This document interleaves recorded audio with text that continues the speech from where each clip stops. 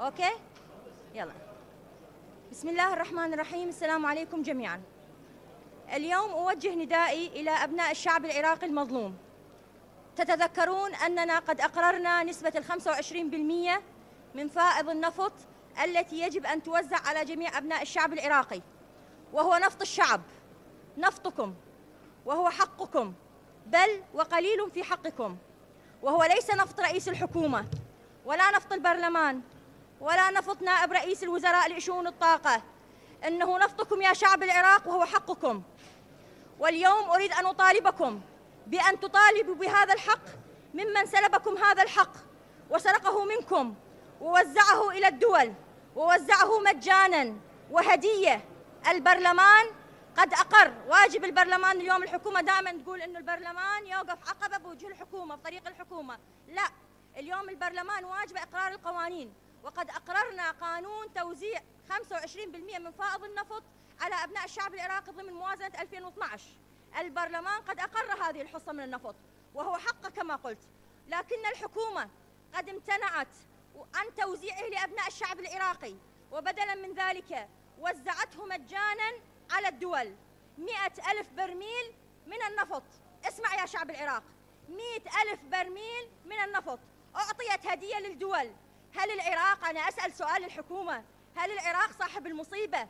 البلد المنكوب، الشعب المنكوب، البلد المخرب المدمر، هو من يعطي أم هو من يستحق التفاتة إنسانية من الدول تجاهه؟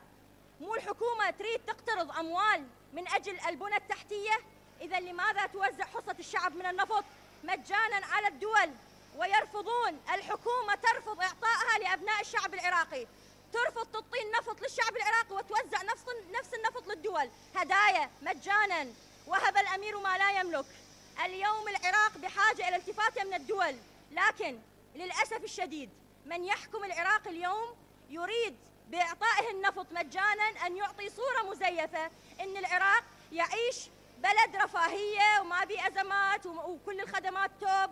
يعني ما عندنا مدن اليوم غرقت بالأمطار، ما عندنا بيوت سقطت على رؤوس الأطفال وقتلتهم بسبب الأمطار، ما عندنا أرامل بدون رواتب، ما عندنا أيتام ما ينامون بدون عشاء، ما عندنا مدارس آيلة للسقوط تسقط على رؤوس الطلاب. يحاولون وحصة تموينية توصل بالشافعات لأبناء الشعب العراقي ويحاولون يلغوها. أي فساد هذا؟ هؤلاء يحاولون التغطية على فشلهم أمام العالم وما يهمهم، حتى لو كان الثمن نفط الشعب العراقي المظلوم.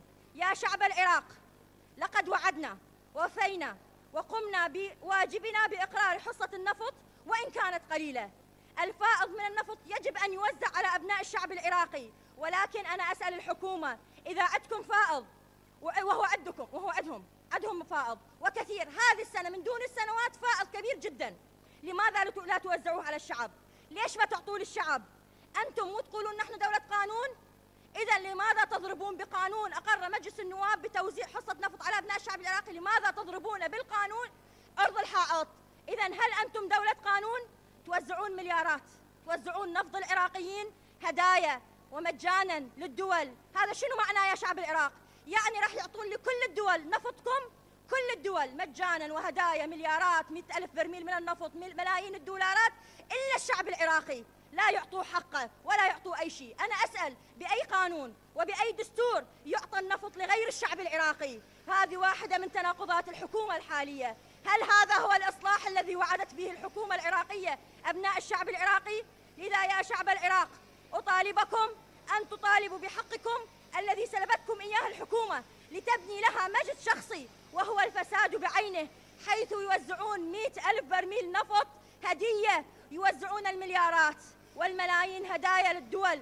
أما أنتم يا شعبي فإنني أخشى أن يأتي يوم توزع فيه الحكومة الشعب العراقي كهدايا على الدول. والسلام عليكم ورحمة الله وبركاته.